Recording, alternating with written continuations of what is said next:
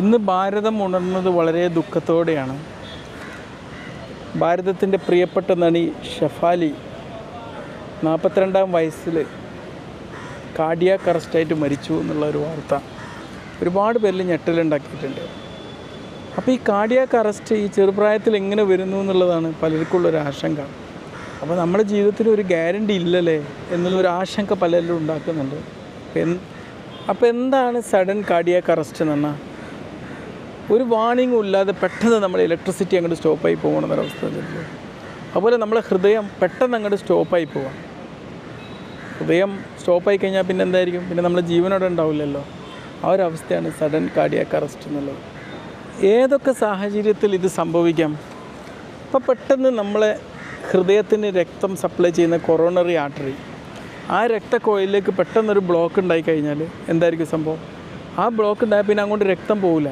അപ്പോൾ രക്തം കിട്ടാതെ വരുമ്പം, അതിന് ഓക്സിജൻ കിട്ടാതെ വരുമ്പം പെട്ടെന്ന് നമ്മുടെ ഹൃദയം അങ്ങോട്ട് പ്രവർത്തനം നിലച്ചു പോവുക, അങ്ങോട്ട് സ്റ്റോപ്പായി പോകുന്നൊരവസ്ഥ. പിന്നെ ചിലപ്പം വളരെ സങ്കീർണമായിട്ടുള്ള മാനസിക സമ്മർദ്ദങ്ങൾ ഉണ്ടാകുന്നൊരവസ്ഥയിൽ ഇങ്ങനെ സംഭവിക്കാം. പിന്നെ ഭക്ഷണത്തിൽ ഒരുപാട് ജങ്ക് ഫുഡും മറ്റേതൊക്കെ കഴിച്ച് നമ്മൾ ആരോഗ്യത്തിന് ഉചിതമല്ലാത്തൊരു ഭക്ഷണ രീതി ഉണ്ടാക്കുന്ന ആൾക്കാരിൽ, പിന്നെ ചില ആൾക്കാർ സ്ഥിരമായിട്ട് ഇങ്ങനെ പുകവലിക്കുന്ന ആൾക്കാരാണെങ്കിൽ പുകവലി കാരണം ഒക്കെ ഇങ്ങനെ സഡൻ കാർഡിയാക് അറസ്റ്റ് വരാം. ചില ആൾക്കാർക്ക് ചിലപ്പോൾ ചില ജനിതക പ്രശ്നം കൊണ്ടുവരാം. പിന്നെ ഓവർ വർക്കിംഗ്, നമ്മളിങ്ങനെ ജോലി ചെയ്തുകൊണ്ടിരിക്കുന്നു, ഒരു മെഡിക്കൽ ചെക്കപ്പ് ഒന്നും ചെയ്യാത്തൊരു സാഹചര്യത്തിൽ ചിലപ്പോൾ അങ്ങനെ വരാം. പലർക്കും ഉള്ളൊരു ചോദ്യമാണ്, ഇതുപോലൊരു അവസ്ഥ വരുന്നത് നമുക്ക് തടയാൻ പറ്റുമെന്ന്. തീർച്ചയായിട്ടും നിങ്ങളൊരു 30 വയസ്സിലൊക്കെ ഉള്ള ഒരാളാണെങ്കിൽ ഇതുപോലത്തെ സാഹചര്യങ്ങളൊക്കെ വരുന്നത് ചില ചെക്കപ്പുകളും ചില നടപടികളൊക്കെ സ്വീകരിച്ചാൽ നമുക്ക് തന്നെ തടയാവുന്നതേ ഉള്ളൂ.